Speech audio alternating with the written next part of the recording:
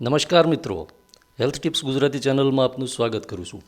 મિત્રો, 60 વર્ષ પછી સ્વસ્થ રહેવા માટે, તંદુરસ્ત રહેવા માટે આજે તમને 7 એવા સુપર ફૂડ્સ બતાવીશ કે જેનું નિયમિત સેવન કરવાથી, એનો નિયમિત ડાયટમાં એનો ભાગ તમે બનાવો છો તો તમારી ત્વચા, તમારા વાળ, તમારી આંખો, શરીરની અંદર લાંબા સમય સુધી તમે સ્વસ્થ અને જવાન દેખાશો. પરંતુ ધ્યાન રાખો કે આ કોઈ જાદુ નથી. માત્ર એક વસ્તુ ખાવાથી ઉંમર છે એ ઘટી જતી નથી. સાચો ખોરાક જે છે એ પૂરતી ઊંઘ, નિયમિત વ્યાયામ અને તણાવ ઓછો રાખવો એ એટલું જ જરૂરી છે. તો ચાલો શરૂ કરીએ. નંબર 1 ઉપર છે બદામ.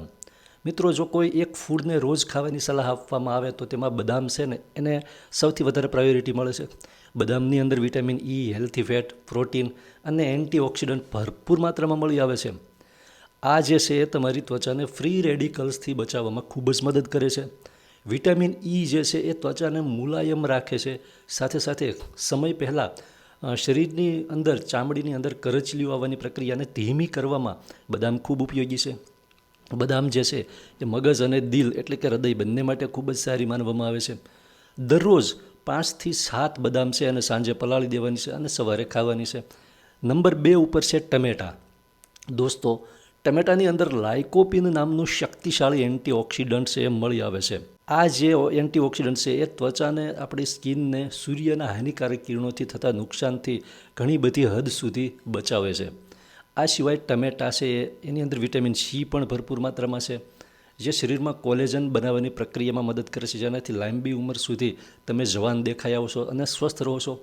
કોલેજન છે એ ત્વચાને ટાઈટ અને સ્વસ્થ રાખવામાં મહત્ત્વપૂર્ણ ભૂમિકા ભજવે છે. સલાડ, શાક કે સૂપ કોઈ પણ રીતે ટમેટા છે એને ભોજનની અંદર સામેલ કરી શકો છો. નંબર 3 ઉપર છે આમળા. આમળા છે એ ભારતીય સુપર ફૂડ માનવામાં આવે છે અને આયુર્વેદમાં સૌથી શક્તિશાળી ફૂડ માનવામાં આવે છે, જેની અંદર વિટામિન સી ભરપૂર માત્રામાં હોય છે. વિટામિન સી છે એ શરીરની રોગ પ્રતિકારક શક્તિ જે છે એ વધારવાની સાથે સાથે સ્કિન અને વાળ માટે ખૂબ જ ઉપયોગી છે. આમળા છે એ નિયમિત ખાવાથી વાળની ગુણવત્તા સારી રાખવામાં અને સ્કિન છે એની ચમક જાળવી રાખવામાં ખૂબ જ ઉપયોગી સાબિત થાય છે. તમે તાજા આમળાનો જ્યુસ કે વધારે ખાંડ વગરનો અથવા ખાંડ વગરનો આમળાનો મુરબ્બો તમે ખાઈ શકો છો. ત્યાર પછી મિત્રો, નંબર 4 ઉપર છે દહીં. દહીં જે છે એ માત્ર પાચન માટે જ નથી, પરંતુ જવાન દેખાવા માટે અથવા વધતી ઉંમરને અટકાવવા માટે દહીં છે એ ખૂબ જ સારું માનવામાં આવે છે. મોટી ઉંમરે પણ જવાન દેખાવા માટે દહીં ખૂબ ઉપયોગી છે. દહીંની અંદર પ્રોબાયોટિક્સ હોય છે, જે આંતરડાના સ્વાસ્થ્યને સુધારવામાં ખૂબ જ મદદરૂપ સાબિત થાય છે. જ્યારે પાચન સારું રહે છે ત્યારે તેની અસર આપણી સ્કિન ઉપર પણ દેખાતી હોય છે.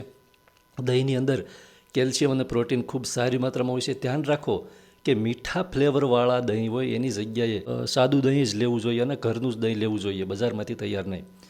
ત્યાર પછી નંબર 5 ઉપર છે પાલક. પાલક અને લીલા પાંદડાવાળા શાકભાજી. પાલક, મેથી, સરસવ અને અન્ય લીલા પાંદડાવાળા શાકભાજી જે છે એ વિટામિન એ, સી, કે, આયર્ન અને ફોલેટથી ભરપૂર હોય છે.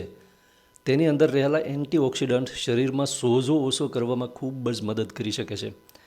આનું જે સેવન છે એ ત્વચા અને આંખો માટે તથા હાડકાના સ્વાસ્થ્ય માટે ખૂબ જ લાભદાયક માનવામાં આવે છે.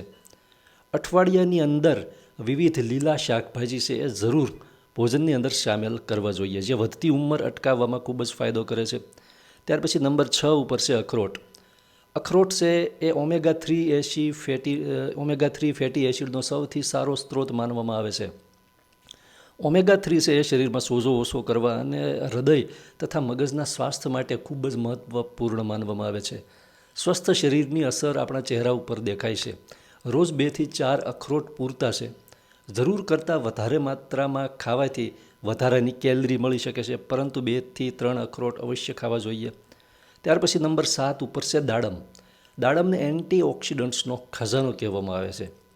તેની અંદર રહેલા પોલિફેનોલ્સ જે કોષોને ઓક્સિડેટિવ સ્ટ્રેસથી બચાવવામાં મદદ કરી શકે છે. દાડમની અંદર વિટામિન સી અને ફાઇબર ખૂબ સારી માત્રામાં મળી આવે છે. તેને ફળ તરીકે ખાવું જ્યુસ પીવાની સરખામણીમાં વધારે ફાયદાકારક છે. એટલે જ્યુસ કરતાં એને સીધું ખાવાથી એના વધારે ફાયદા થાય છે, કારણ કે એનાથી ફાઇબર પણ આપણા શરીરને મળે છે. દોસ્તો, અમે વિડીયોમાં આગળ એ જાણીએ કે વધતી ઉંમર, મોટી ઉંમરે પણ યુવાન દેખાવા માટે માત્ર ફૂડ્સ પૂરતા નથી. જો તમે સાચે જ ઉંમર કરતાં વધતી ઉંમરની અસર ઓછી કરવા માગો છો તો કેટલીક ટેવો તમને બતાવું છું, જેમાં એક છે નંબર 1, રોજ ઓછામાં ઓછું 30 મિનિટ ઝડપથી ચાલવું જોઈએ. નંબર 2, પૂરતું પાણી પીવું જોઈએ. નંબર 3, રાત્રે 7 થી 8 કલાકની સારી ઊંઘ લેવી જોઈએ. ઊંઘ છે એ દવાનું કામ કરે છે મિત્રો. ત્યાર પછી નંબર 4 છે ધૂમ્રપાન અને અતિશય દારૂથી બચવું જોઈએ. વ્યસનથી ખાસ બચવું જોઈએ.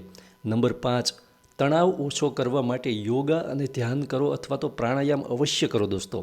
નંબર 6 ઉપર છે જરૂર કરતાં વધારે ખાંડ અને અલ્ટ્રા પ્રોસેસ્ડ ફૂડ છે એ ખોરાકમાં સાવ ઓછા અથવા નહીવત કરી દેવાના. નંબર 7 છે રોજ થોડો સમય તડકામાં વિતાવો જોઈએ. સવારનો કુમળો તડકો હોય છે, પરંતુ તીવ્ર તડકાથી ત્વચાનું રક્ષણ પણ કરો. હવે કેવા લોકોએ સાવચેતી રાખવી જોઈએ?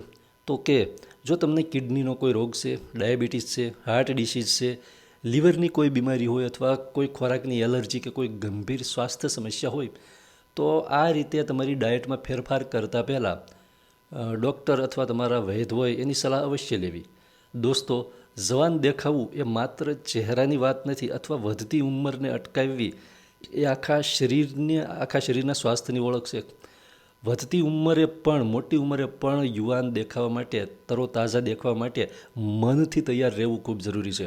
પૂરતું પાણી પીશો અને નિયમિત વ્યાયામ અને યોગા કરશો તો આજે બતાવેલા 7 પૌષ્ટિક ફૂડ્સને તમારી દિનચર્યામાં સામેલ કરશો તો વધતી ઉંમરે, મોટી ઉંમરે પણ તમે પોતાના શરીરને વધારે ઉર્જાવાન, વધારે સ્વસ્થ અને વધારે આત્મવિશ્વાસુ અનુભવી શકશો. દોસ્તો, વિડીયો પસંદ આવ્યો હોય તો એક લાઇક કરજો. ચેનલમાં નવો હો તો ચેનલને સબસ્ક્રાઈબ કરી દેજો. ખૂબ ખૂબ આભાર. જય માતાજી.